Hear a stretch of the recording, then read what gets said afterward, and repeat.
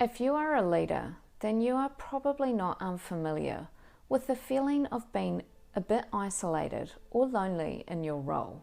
If you are an aspiring leader, then you probably need to understand this a bit more so you can adequately prepare for it. And today I've included some tips and ideas around how to navigate it. If you are leading a team, you are providing support, giving direction and motivating them to achieve outcomes and make decisions. This means that you are often on show a bit, as you need to ensure that your behaviour aligns with your actions and your words. So you're really stepping into that leadership role to emulate the behaviours and actions that you want to see from your team. This can lead to feeling like everybody is watching you, and I've done a video about that, which is linked on the screen. But it means that you can't really relax as you bear that responsibility of ensuring that everybody is working well together and you're achieving the goals that you need to achieve for the team, which can feel like a bit of a burden, and a burden that you are carrying alone, depending on the structure of your organisation. Even if you have peers in another team, if you are the leader and you are in front of your team or running a meeting, it is on you to provide support and guidance in that moment. This can feel a little lonely, as you are really depending on your skills and ability to navigate and guide your team.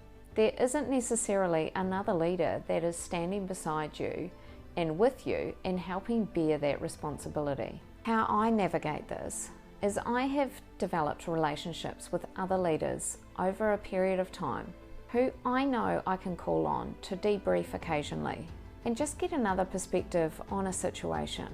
I also ensure that I delegate appropriately to my team, as this fosters a sense of ownership and collaboration amongst the team and really encourages a problem-solving culture so you don't feel like you're bearing that responsibility all on your own. Another isolating factor of leadership, which can increase feelings of being lonely, is the limited peer relationships. While it is essential to maintain a professional distance from your team members, it can also be quite isolating, particularly if you're in a small organisation and are the manager or leader. If the organisation is big enough, I recommend finding a peer group or a network so you can share experiences, challenges and ideas in a supportive environment. However, this may not be an option. If you are in a competitive environment where you are competing against your peers for promotion, you may not feel comfortable sharing with your peer colleagues. Likewise, in a small organisation, it is too limiting in terms of options of peers to connect with. In these circumstances, I highly recommend joining an outside network. Now, for those introverts among you, this could be an online community, which I actually highly recommend, as you can do it in your own time. There are loads of options in terms of industries, roles and locations of these groups, so do explore this as an option. If you want to have something in person, then seek out those local networks or associations that you can join, and this is often how you meet like-minded individuals, which then turns into its own separate thing over time. I also recommend a mentor or a coach. Another factor contributing to that feeling of isolation or loneliness in leadership is the lack of understanding from those around you.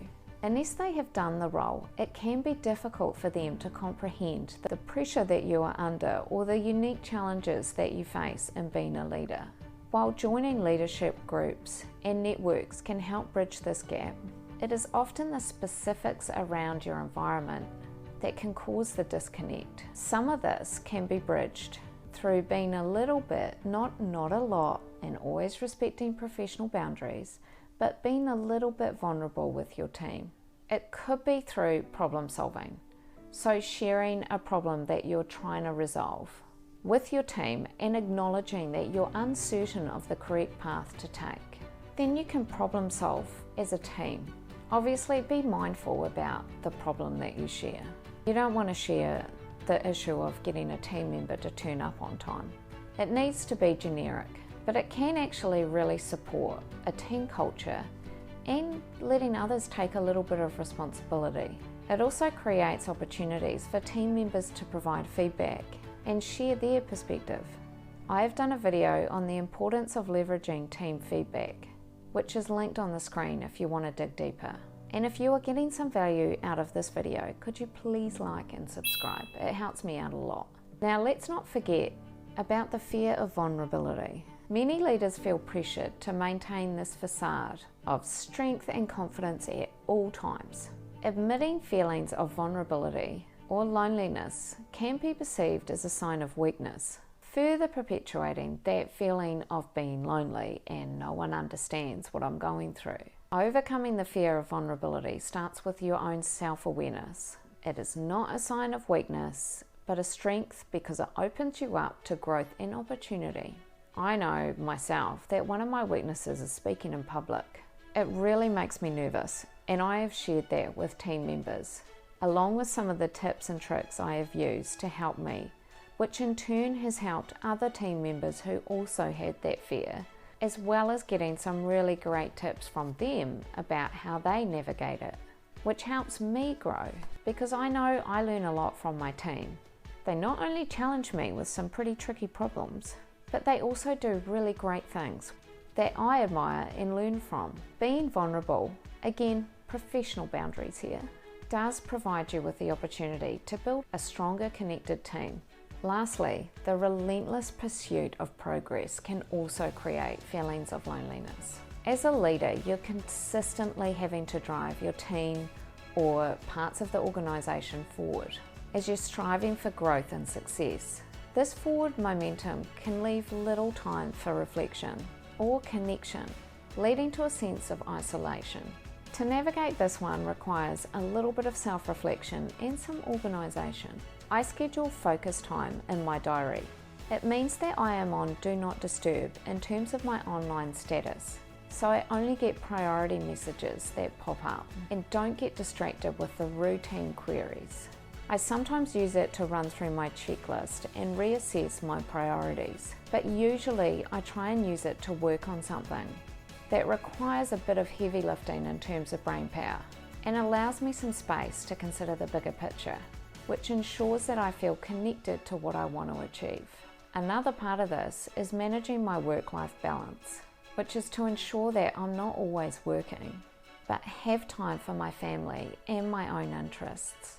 I talk about this a little bit more in my video on managing a career and family, which I've linked on the screen. By having some solutions for navigating leadership, you can overcome that feeling of leadership being lonely.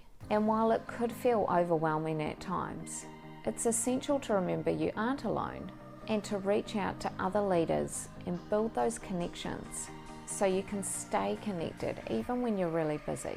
Good luck on your leadership journey, and thanks for watching.